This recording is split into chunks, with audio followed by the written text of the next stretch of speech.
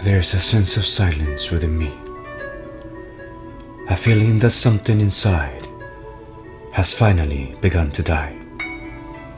Perhaps you too have been feeling the stirrings of change, an agonizing feeling that something, somewhere in the distance, is asking you to come back home to the place where you belong. Strange as it might be, I have been praying that this day will come for me. A calmness and yet an echoing around and inside me.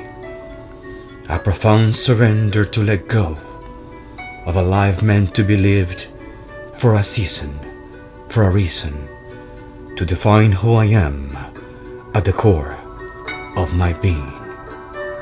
An emotional grief I carry silently.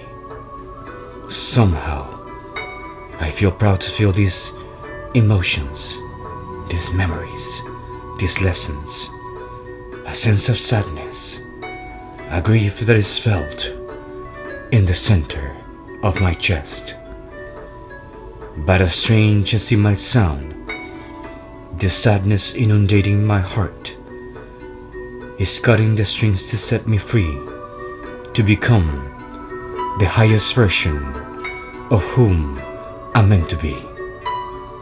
Many revelations have unfolded, and I am not afraid to be alone anymore. What a tragic thing to say, when all I have been seeking is something, a place, a reason, or someone to belong to. What a wonderful way to die. What a mystical way to shed the layers of the worlds I used to know. Even though there's much that remains, there is much judgment of myself that I must learn to let go. Perhaps you too may be feeling the same way. The ego is intrusive and in truth afraid and fragile. It tempts us, preaching perfection, but our soul reminds us that we're far from perfection. For being imperfect is what makes us the perfect creation. Beauty all around us bends and breaks. It is wild and free will, wearing majestic cloaks of art that only the universe can bring to life. Surrender this mindless conviction of the mind, forever speaking of what our soul needs and wants, when in truth our soul is seeking to release the lies, the stories, the lack of love, to accept ourselves as we are, the way the universe created us, the I am that makes us powerful.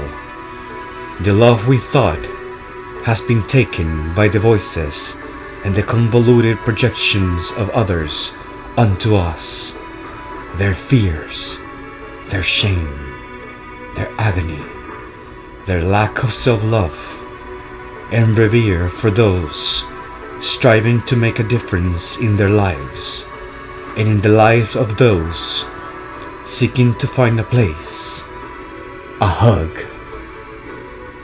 a touch, a kiss, a smile, a world of their own, that place we call home.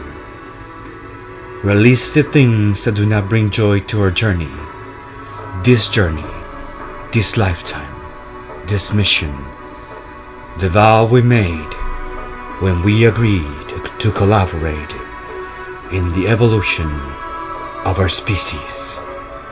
Live free and enjoy the time we have left to live. The days of laughter and fun are here to be felt, touched in the present moment, to love the ups and downs, even when the downs feel like a broken roller coaster.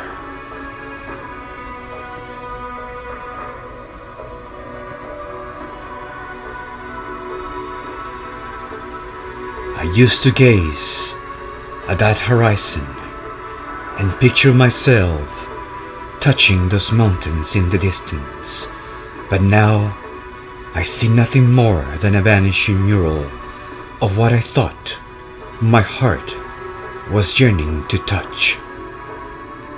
Sorrow sits beside me to contemplate what the mind once wanted to attain. But this gentle and forgiving grief pats me on the back, reminding me that it is not so bad. So I cry, and I weep in the stillness of my solitude, and remind myself how far we have come, and the valley of the battles we have conquered. I no longer wish to live this life, for this life has taken my last breath. I now mourn slowly, calmly, in serenity, the death that is taking the person I once knew. What a strange thing to say, what a widow to feel this way.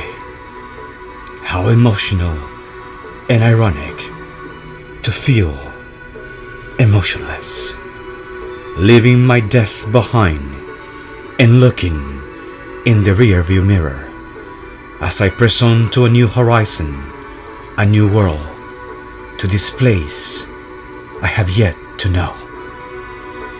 The ones I pray to and speak to in the silence of the night, the wise ones, the masters.